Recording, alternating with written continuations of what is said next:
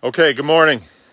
9 o'clock on the 21st of September 2025.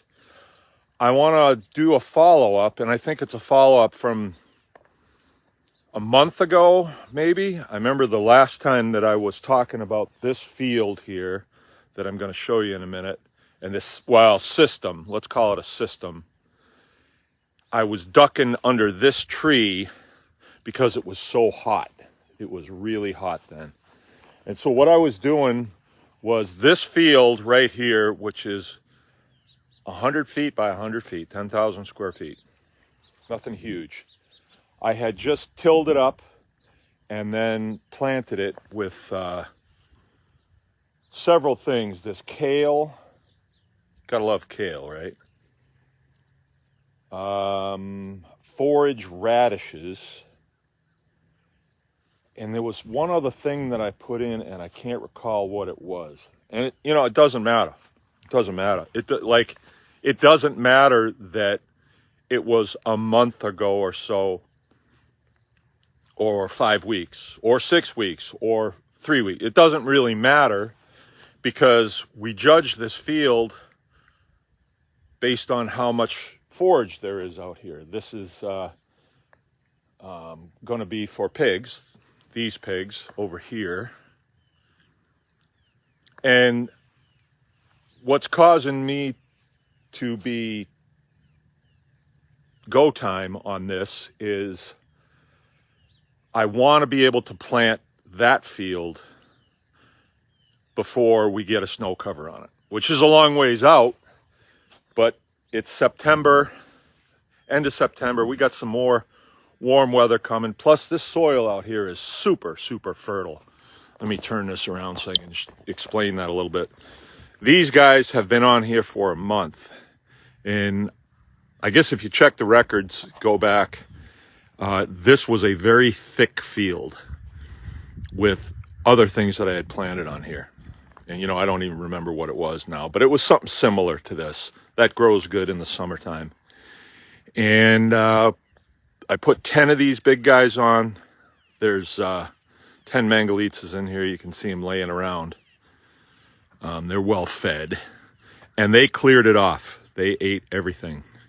Those stalks that you see out there are amaranth stalks. And if they do fall over, the pigs eat the ends of them. But they're not really into the just the dried stalks. So today's the day. We had a 1/4 inch rain last night. So I'm going to put them in on this today. And all I have to do that is just open this gate right here. Open that one. Close that one and the one on the end. And they'll come right in here. They will like that. And when they're in here, they're going to be in the land of chocolate because they think this stuff is really special.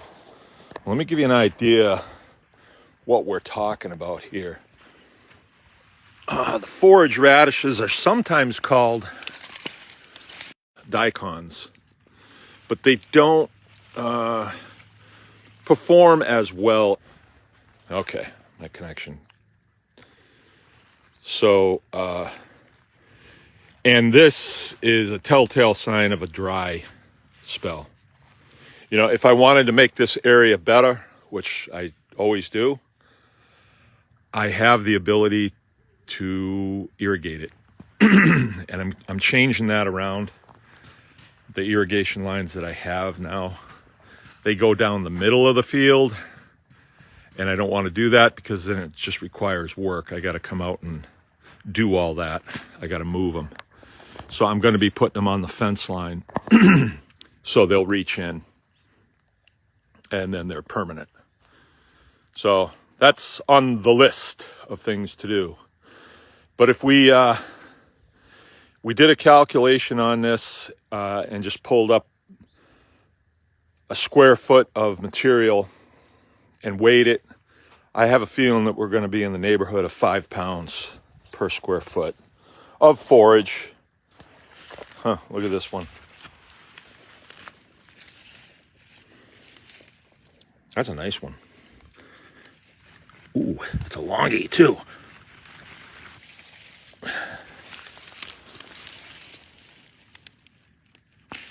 Got it. That's a good one.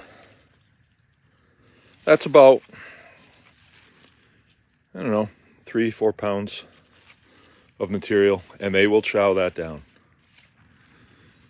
So I had kind of thought that maybe I would finish them up on this field, but I'm not gonna.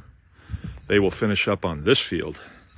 So this will take them about a month to take down, and that gets us squarely into October and almost butchering time. We got to have some cooler weather to start butchering them.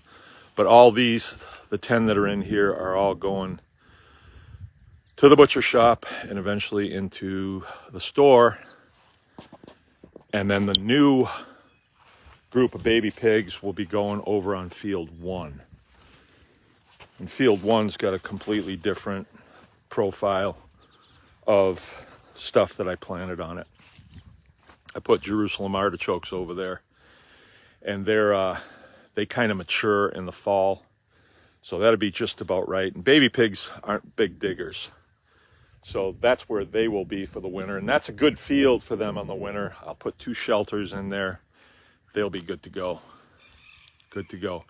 And then this field that they're on right now, if you look at this closely, I can have to narrate it because I'm not sure it'll show up. Those are not baby Ruths sitting on top of the ground there. Those are manures, little doots. And there's lots of them, lots of them. So they took this forage that was on this field, ate it, ran it through their system, made pig out of it, and then deposited this out. And where it is moist today because we got some rain last night. We've been really hurting for rain. When I come out here after they're moved and I turn all this down, I will rototill this. I've got a 6-foot rototiller on my tractor. I'll rototill it all down, fluff it up, and then plant it. And by the time we get to spring, I will be planting this with ryegrass. And it's not like ryegrass for your lawn. They call it cereal rye. So it's sort of like a grain of wheat. So I'll be planting that with rye. And it germinates in cool weather, and then it'll probably get up near 6 inches. And when the snow comes down on it, that's perfect, because you want the ground covered in the wintertime. You want it covered, and that'll be a really good thing. So this is going to be kind of cool when I let them in. I always love to watch them because they run around like crazy people and they just think they're Homer Simpson in the land of chocolate. They love this stuff. I'm looking at it, and let me show it to you. It's really nice. If I were to leave this, see, this whole system is really forgiving, because let's say it was,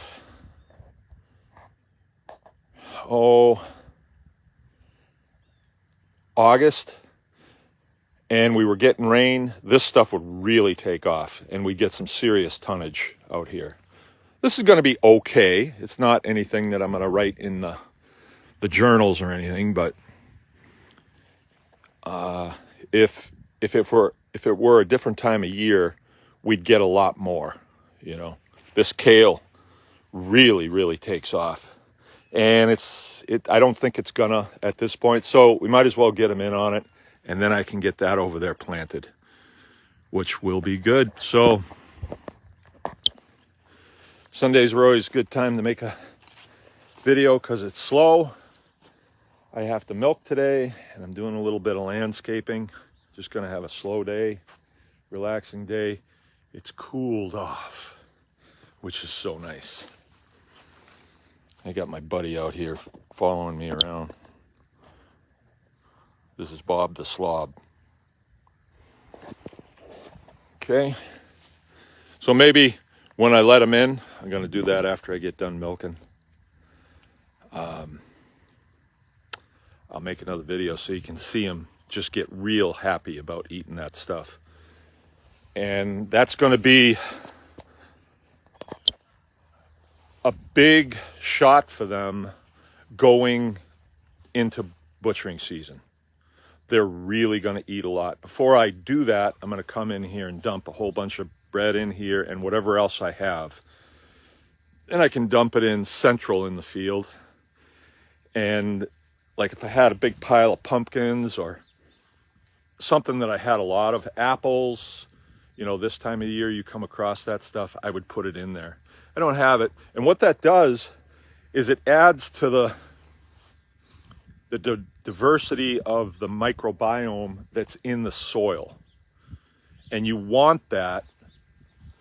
In a lot of cases, diversity is not our friend, but in this case, it is our friend. So if you can get the microbiology in this soil out here to be really diverse, then stuff grows better because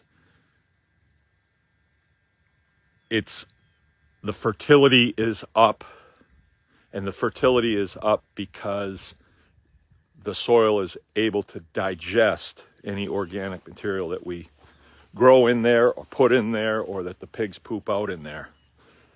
So it's a nice system, and every time you do it, you get more out of it. You know, I don't put fertilizer in there. This time before I planted it, because I had a lot of compost, I put it in there. Just because I had a lot. I didn't have to. Like, it's not like the soil is depleted and I feel like, oh, it needs a boost. That wasn't the reason I did it. I just wanted to stack the deck a little bit to bring my fertility up. I'll show you something here. You see this line of trees? It's right on the fence line. And a tree came up at every fence post. I'll show you. This cat. Gonna get stepped on. Fence post tree. Fence post tree. Fence post tree. See? It skipped one. I did not plant these. These are babies from this big beast. And this is an elm. I think it's a Dutch elm, but people push back on me about that. I'm not exactly sure what it is. And these ones just came up. Why they came up on the fence posts, I don't know. Those are fiberglass fence posts. So don't know why that happened. And it has nothing to do with, you know, a solid line of them and I pruned them. I didn't. I've done very little to these trees except having to cut branches off so that you can get through the driveway here. And I'm pretty convinced that the roots fan out into that high fertility area and use that nutrient to grow, because these things are growing like crazy. I mean, look at that. That is 8 inches across at the base. No, 10 inches across at the base.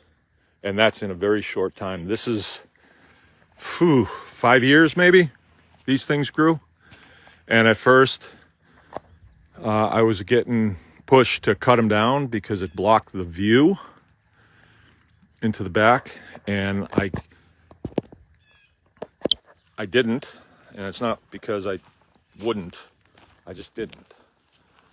And I probably will at some point. You know, it would be good firewood if nothing else, but it is kind of nice to look down this lane here and see trees on both sides. These are maples that I put in after these ones came up. I remember these when they were just spindly little things that we thought, oh, we'll clip them off and get rid of them. But look at them now. And they make, it's nice because they make shade for the pigs in here. Right now, the pigs don't need shade. This is what turn around. This is who we're talking about right here. That's about a 375 pounder right there. It's not dead.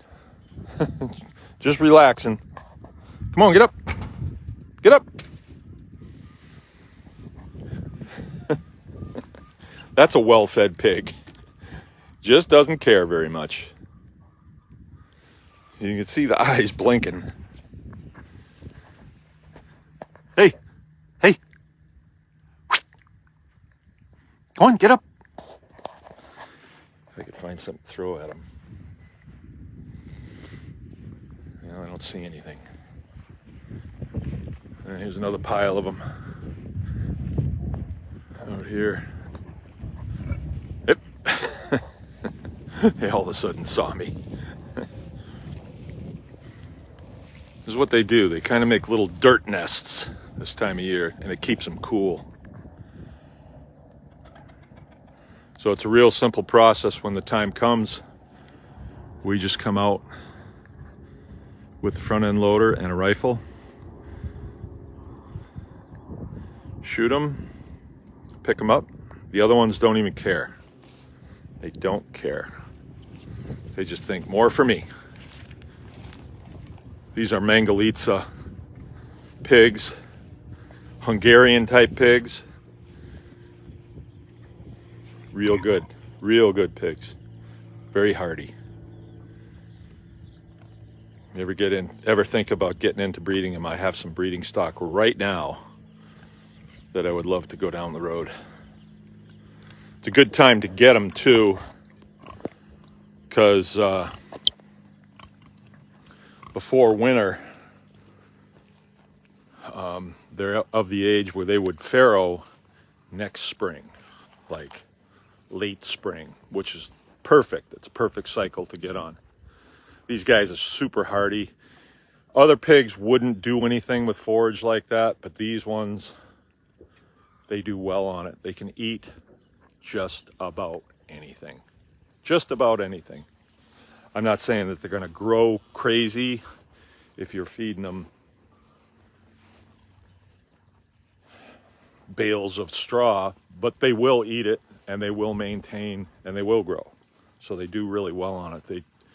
They can do anything, really. Meat scraps, apples, pumpkins, forage. You know, they do really well. Here's the little ones that need to go.